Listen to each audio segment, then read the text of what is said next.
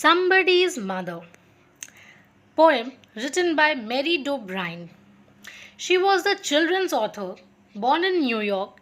She is best known for her poem Somebody's Mother, which shows the pain of a lonely mother. It is a very beautiful poem depicting wonderful values of care and love for others. Let's start with the explanation. Here I have given word meaning of some words that I found difficult in the poem. So please go through them before starting the poem. This poem is all about an old woman. The woman was old and aged. She was wearing torn out clothes, and because of extreme cold weather, she was not able to stand straight. She was bending downwards.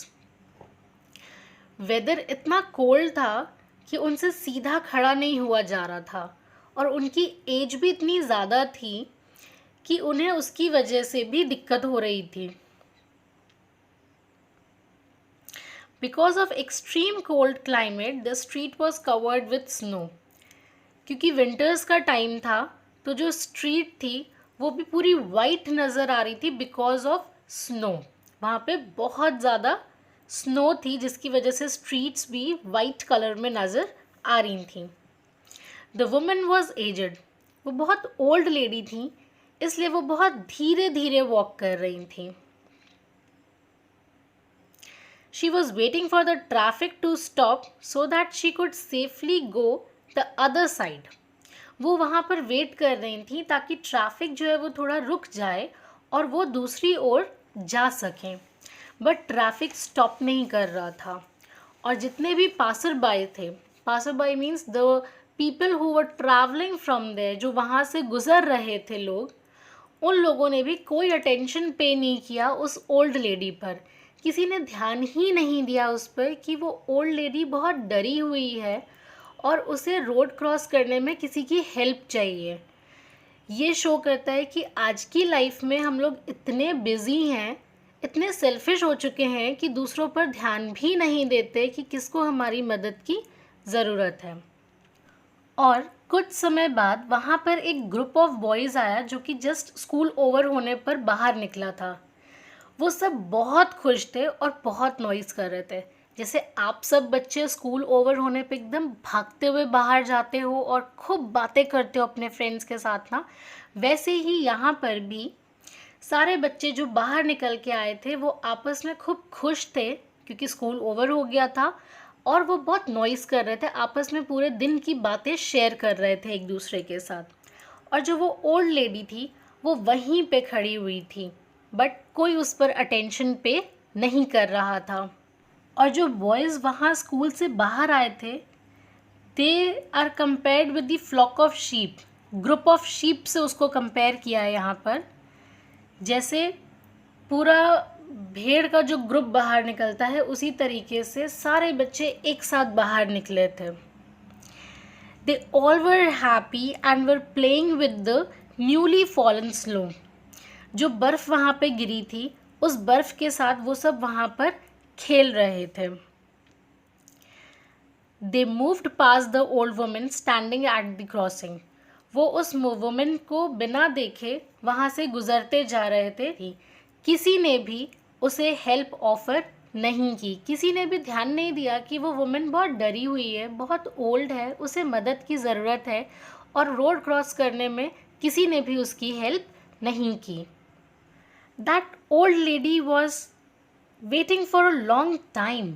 वहाँ पे बहुत देर से खड़ी थी ये सोचकर कि शायद ट्रैफिक कम हो जाएगा और वो ईज़िली रोड क्रॉस कर पाएगी. बट ट्रैफिक कम नहीं हो रहा था तो वो सोचने लगी कि अगर वो रोड क्रॉस करना ट्राई भी करेगी तो हो सकता है जो कैरियज वहाँ से गुज़र रहा है वो उसके ऊपर व्हील्स चढ़ा दे या फिर वो उसको धक्का देकर निकल जाए. क्योंकि रोड जो थी वो बहुत स्लिपरी थी.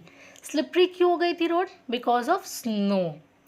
तो उसके दिमाग में बहुत सारी बातें चल रही थी. एंड एट लास्ट एक ग्रुप ऑफ स्टूडेंट्स वहाँ से निकला स्कूल से. उसमें से एक बॉय जो सबसे ज़्यादा हैप्पी था उसने नोटिस किया उस वुमेन को और विलिंगली गया उसके पास ये पूछने के लिए कि क्या आपको हेल्प की ज़रूरत है, क्या मैं आपको रोड क्रॉस करवा दूँ। और उस बच्चे ने बहुत प्यार से उनसे बोला कि मैं आपकी हेल्प करता हूँ, मैं आपको रोड क्रॉस करवा देता हूँ। एंड दैट ओल्ड लेडी, उसके हैंड्स जो शिवर कर रहे थे, धीरे से उसने अपने हाथों को उस यंग मैन के स्ट्रॉन्ग कंधों पर रखा और उस बॉय ने भी बहुत केयरफुली एंड हैप्पीली उस वुमेन को रोड क्रॉस करवाया।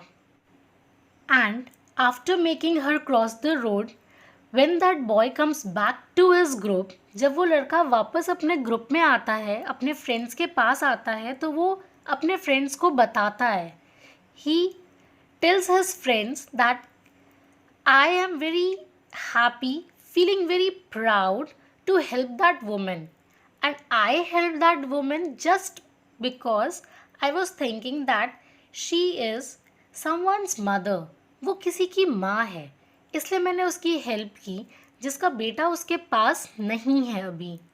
हो सकता है कभी इन फ्यूचर मेरी मॉम को भी इसी तरह से किसी की हेल्प की ज़रूरत पड़े उनके ओल्ड एज में और मैं उनके पास ना रहूं उनकी हेल्प के लिए, तो शायद जैसे मैंने उनकी हेल्प की है उसी तरह से कोई और भी उनकी हेल्प करेगा उस मिनट पर जब मैं उनके पास नहीं रहूँगा और उन्हें किसी की ज़रूरत होगी। इस बात से पोएट ये बताना चाहते हैं कि अगर आप अच्छा करते हो तो आपको इन रिटर्न हमेशा अच्छा मिलेगा। The boy was feeling very happy and very satisfied. उसको बहुत अच्छा लग रहा था उस ओल्ड लेडी की हेल्प करके। He was feeling proud of himself. And at that very night that old women जिसकी उस बच्चे ने हेल्प की थी, she bowed low her head, that means she prayed to God कि God उस बच्चे की आप हमेशा हेल्प करना जिसने आज मेरी हेल्प की। उस वुमेन ने उस बच्चे के लिए प्रे किया गॉड से और उनसे प्रे किया कि आप हमेशा उसे हैप्पी रखिएगा, क्योंकि वो भी किसी का बेटा है, किसी का प्राइड है, किसी का जॉय है। So please be kind with that boy who helped me today. So friends, आपने देखा how beautifully the poet has depicted wonderful values of care and love for others. So I also request you, if you ever get a chance to help these old people, then please do help them. Don't be selfish. आप उनके लिए करोगे and you will feel really happy and proud of yourself. So please help them.